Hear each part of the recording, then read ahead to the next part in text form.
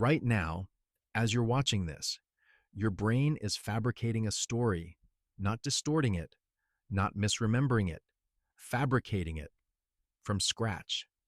And I can prove it.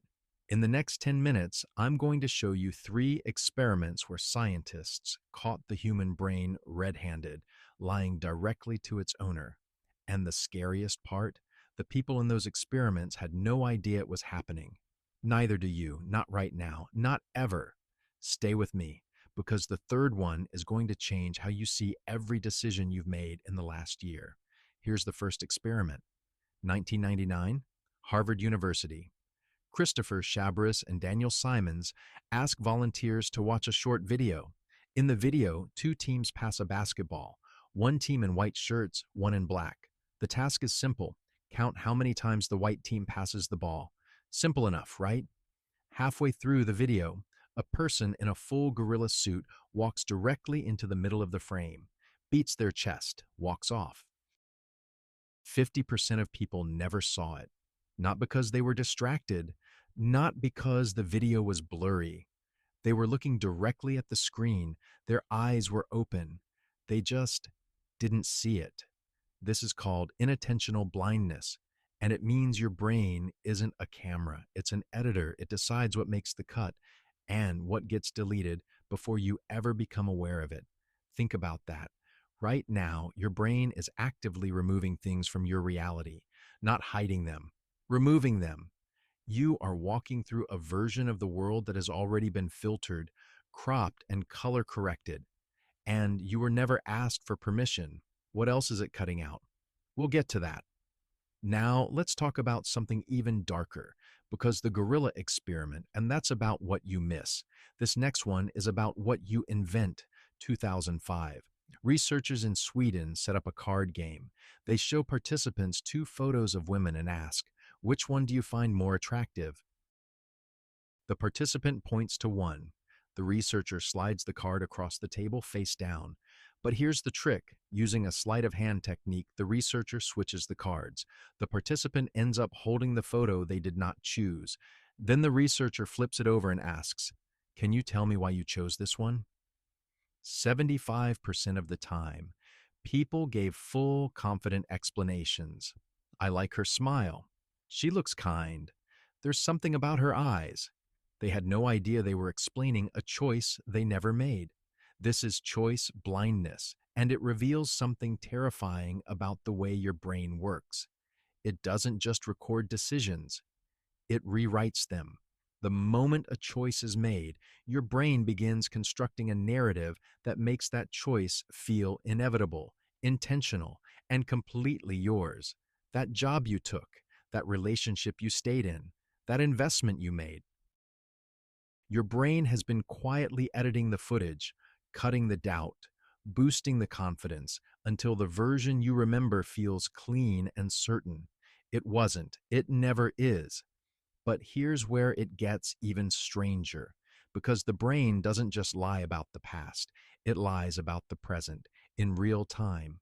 And it does it to protect you from something you never asked to be protected from.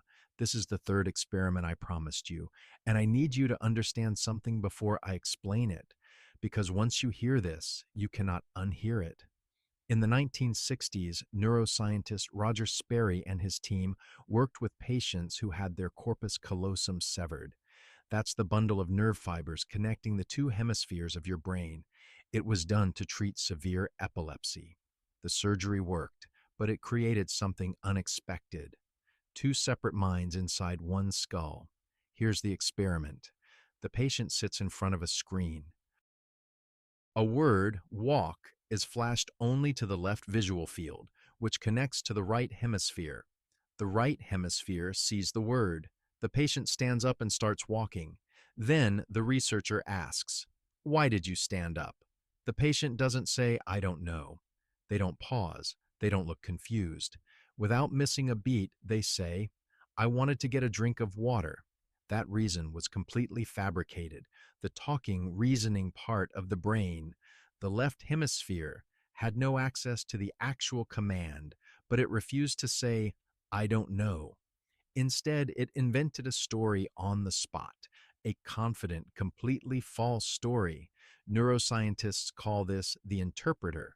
It's the part of your brain whose entire job is to make up reasons for things you've already done and present them to you as facts. Every single decision you believe you made consciously, your brain may have already made it. And the you that thinks it's in charge, that's the interpreter, spinning stories, filling in the gaps, keeping you calm. You are not the author of your life. You are the narrator, and the story was already written before you opened your mouth. So, what do you do with this information? Because here's the thing, I didn't share these experiments to make you feel helpless. I shared them because most people walk through their entire lives completely convinced that their perception is reality, that their memories are accurate, that their reasons are true. And that confidence, that's the most dangerous cognitive bias of all. The moment you accept that your brain is a storyteller, not a recorder, everything changes. You stop arguing about whose version of events is right. You start asking questions before you assume your gut feeling is fact. You hold your own narrative a little looser. Psychologists call this cognitive humility, and it's not weakness, it's the rarest form of intelligence. Here's a simple exercise. The next time you find yourself completely certain about something, a memory, a motive, a decision, pause. Ask yourself, am I remembering this or am I reconstructing it? Is this what happened or is this what my brain needed to happen? You won't always have the answer, but the question alone is worth more than most therapy sessions because the brain that's lying to you, it's also the brain that can learn to catch itself if you let it. If this changed something in the way you see yourself, even slightly, I want to know. Drop a comment below with one word, the emotion this gave you, fear, relief, curiosity, whatever it is, one word. And if you know someone who is a little too confident in their own memory, send this to them, not to be mean, because they deserve to know. Next week, I'm going to show you how your brain physically rewrites memories every single time you recall them, and why the most traumatic thing you remember is probably the most distorted. Subscribe so you don't miss it. I'll see you then.